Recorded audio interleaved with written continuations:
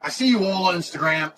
It's Christmas, you're chilling with your family, you're drinking, you're getting fat, and you're waiting for the new year to make any significant changes in your life. And let me tell you something, that is absolutely and utterly amateur. That is what amateurs do.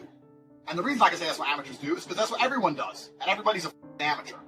This week in between Christmas and New Year is perhaps the most wasted week of the year. Nobody does anything significant. You're sitting around, it's just been Christmas, and you just want to wait, etc., etc., etc. If you start at the same time as everybody else, you don't have an advantage over everybody else. You're going to run a race. You want to go first, don't you?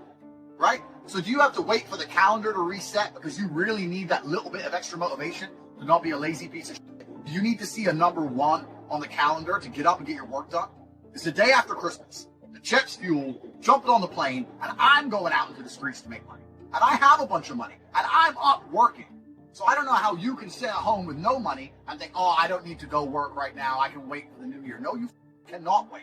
You absolutely cannot wait for the new year. Whatever your resolutions are, they should have been fixed before Christmas. And if they're not fixed before Christmas, the second best time is now, not when the new year comes. Don't be an amateur, be a professional. This is a message to everyone out there whose brain is capable of resonating with my genius. If you wait for the new year, you're the same as everybody else. You're an amateur. If you get up and you get it done today, the new year is now. Christmas is over. It's all finished. You don't need to drink on that night. It's the worst night to party anyway. Everyone's an amateur. It's full of parts. Start today, new year off, and have the best year of your life. And let me say one more thing. These last 2 years of the enslavement of humankind in which we've endured, I don't think this is ending. I don't think this is ending anytime soon. I think things are going to get harder and harder.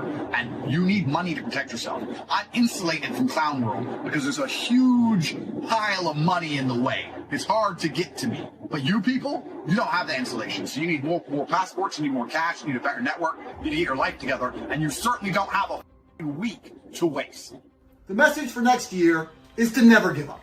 If you go to the gym every single day, and you train as hard as you can, and you eat right, and you stick to a diet, while all I do is booze and smoke, no, I'll still be stronger than you.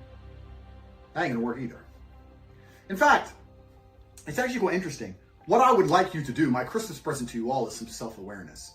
If you watch this video, I'd actually like you to genuinely undertake the following exercise.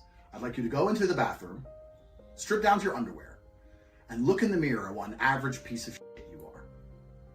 You're such an average piece of shit that you don't even have the self-control to be selective about what food goes in and out of your own mouth, and to lift some weights up and down for 20 minutes a day so you don't look like complete trash.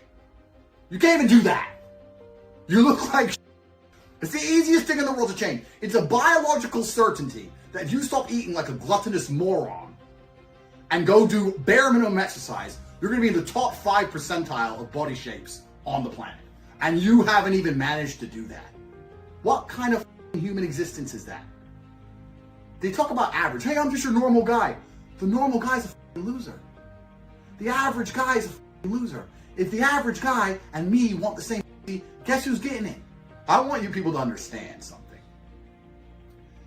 For this last year, and I know it doesn't seem very long ago that it was New Year's, right?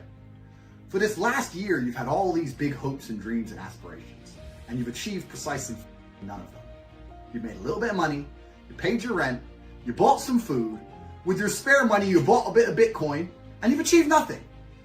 You know that the world's getting locked down, you know that global enslavement's coming, you've not even managed to get a second passport. You haven't joined the war room and got a second passport. You haven't had endless women birth your sons so you have progeny. You haven't built a bloodline. You've done nothing. You call your year successful because you've managed to eat and pay your rent the whole way through. Congratulations.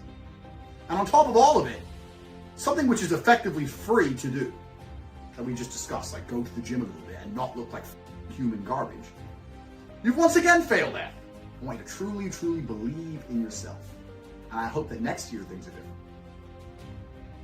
I hope next year that your brutally mundane existence is blessed with blossoms of excitement. I hope you get to live with some adrenaline. I hope you get to be spontaneous. I hope beautiful women actually want to talk to you. I hope you get to live the life I get to live every single day for even a week of the 52. Just 1 week to see how gorgeous life is from outside the matrix. I really hope you get to do that. The odds are you won't, of course. Because you have been conditioned to be a slave. Because everybody you know is a slave. Everyone around you is slave-minded. So of course you're a product of your environment. Think about the people you're having Christmas dinner with. Do you want to be any of them? You don't want to be any of them people. They're all losers. That's how the world works. It's all about comparison. So you're sitting around the Christmas table. You're sitting with your family saying, hey, you know what? This has been a really good year for me. I've managed to pay my rent and I've eaten food and I've managed to save up and I bought 0.2 Bitcoin. And next year, I really hope I get a 10% raise at work. And you know what your family's going to say? Wow. But you know what I would say? I'd say you're a fuck up. I'd say you've wasted an entire year and done nothing of significance.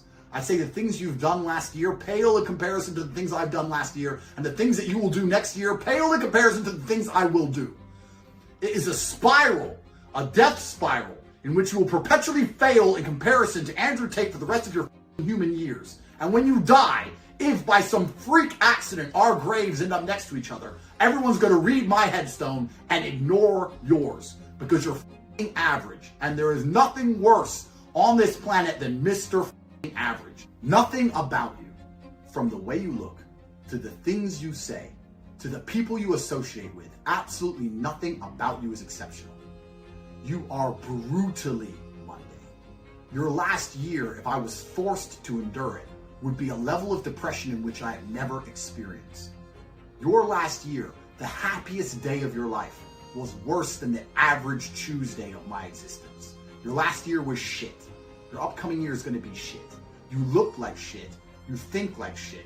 Everything about you is shit. And unless you do some kind of massive, dramatic overhaul of your entire existence, you are going to die as the piece of shit you are. My unique life path has resulted in me being a super unique person. And your unique life path has resulted in nothing. You're still and you're still average and you're still a loser. The best story you could possibly tell me about the happiest day of your life would pale in comparison to my average Tuesday. And it is your fault. God is unhappy with you because you're not trying hard enough. God hates the lazy. God wants people who try. Do you understand? He's created all of us and he's looking down. He's seen the ones who are really trying. He's seen the people who don't try at all. And then he's seen people like you. Most of you are in this category, somewhere in the middle. You've convinced yourself you're trying, and you tell other people you're trying, but deep, dark, in the middle of the night, really, when it's time to try, and you're all up, you know you're not trying as hard as you should be.